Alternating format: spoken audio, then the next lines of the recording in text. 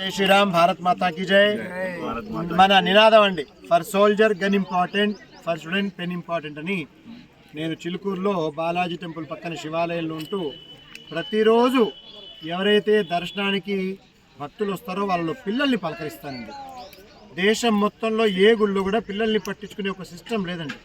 దౌర్భాగ్యం, అలాంటి ఒక్క సిస్టాన్ని మనం ఇంప్లిమెంట్ చేయలేకపోయింది. ఇంతమంది మేధావులం మనం. దయచేసి ఇటువైపు ఆలోచించండి. ఇప్పుడు మనతో పాటు తెలంగాణ స్టేట్ మొత్తానికి దగ్గర 22,000 మంది శ్రీనివాసులు ఉన్నారు ఒక గుంపుగా, ఒక గొడుగు కింద. ముఖ్యంగా కరీంనగర్ జిల్లాలో ఒక 6,000 మంది శ్రీనివాసులు ఉన్నారు, ఒకటే పేరుతో ఉన్నవాళ్ళు. ఎంత అద్భుతం అండి! అసలు అలాంటి ఆలోచనే ఒళ్ళు పురకరించిపోతుంది. అంటే ఇంతమందిని ఒకటిగా కలిపి ఆపడం అనేది, వాళ్ళని నడిపించడం అనేది, అసలు ఒక ఇంట్లోనే ఒకరి మాట ఒకరు వినమండి మనం. మరి దీంట్లో అయితే ఇంతమంది ఎవరి పనులు ఏమిటి, ఎవరి అభిప్రాయాలు ఏమిటి, అయినా సరే వాళ్ళు ఒక పేరుతో ఒకటిగా ఉన్నారు. అలాంటి వాళ్ళతో మనం ఈసారి కరీంనగర్ జిల్లా, అంతేకాకుండా చుట్టుపక్కల ఇంకో 2 జిల్లాలు కలిపి పెన్నుల పంపిణీ వాళ్ళ ద్వారా ప్రారంభం చేయిస్తున్నాం. వాళ్ళందరూ ఒప్పుకున్నారు. వాళ్ళకి మేము సజెషన్ ఇచ్చాం, మంచిగా పంచ కట్టుకోండి, నామం పెట్టుకోండి.